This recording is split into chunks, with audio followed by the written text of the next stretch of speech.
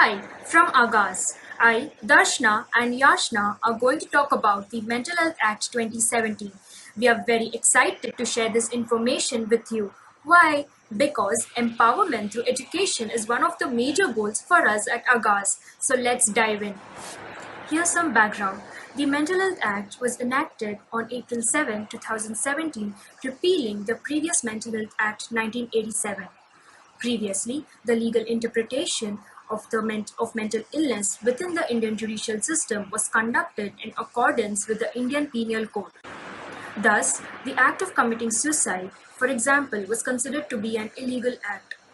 Furthermore, the previous act did not provide sufficient autonomy for those suffering from mental illness. Therefore, the Act of 2017 is considered to be the landmark. It defined mental illness appropriately by clearly explaining the rights and opportunities for those suffering from mental illness and, most importantly, discriminalized suicide.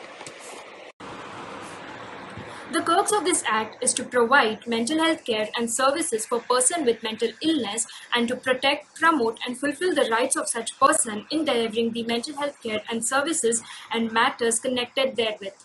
There are various aspects of this act, like how are the decisions taken in delivering the mental health care services? What are the rights of person with mental illness? What role does the mental health professionals play? How does the government authority forces in the treatment of mental illness?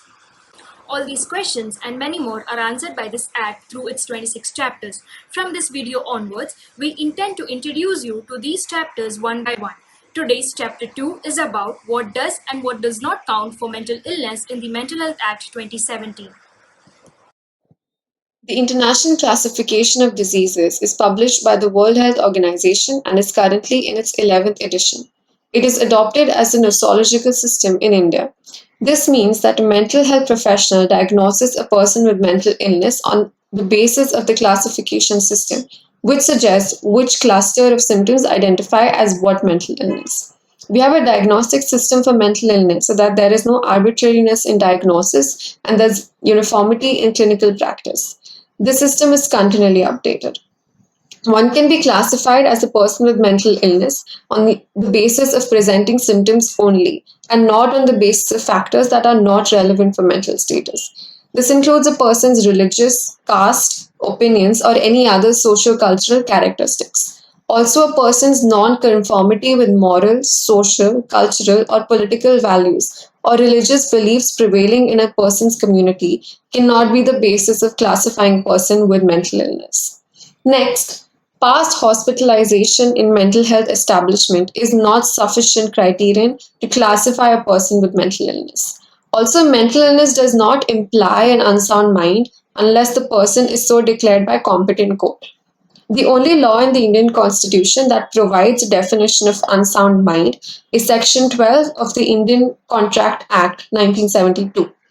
An individual with unsound mind is one for whom the purpose of making contract, if at the time when he makes it, he is capable of understanding it and of forming a rational judgment as to effects upon his interests. Additionally, the legal interpretation of unsound mind within the context of MHA 17 is provided by the following clauses. A person with mental illness is considered to be making decisions if she or he is able to understand and communicate through speech, expression, gesture, or any other means the information regarding the treatment, admission, and personal assistance. This included being able to foresee the consequences of taking a decision or not doing so. These criteria must be conveyed to the person seeking mental health treatment in simple language using appropriate medium, visual, sign language, verbal language, or audio. A person's decision regarding mental health care and treatment is deemed to be significant if he or she is able to take this decision as described previously.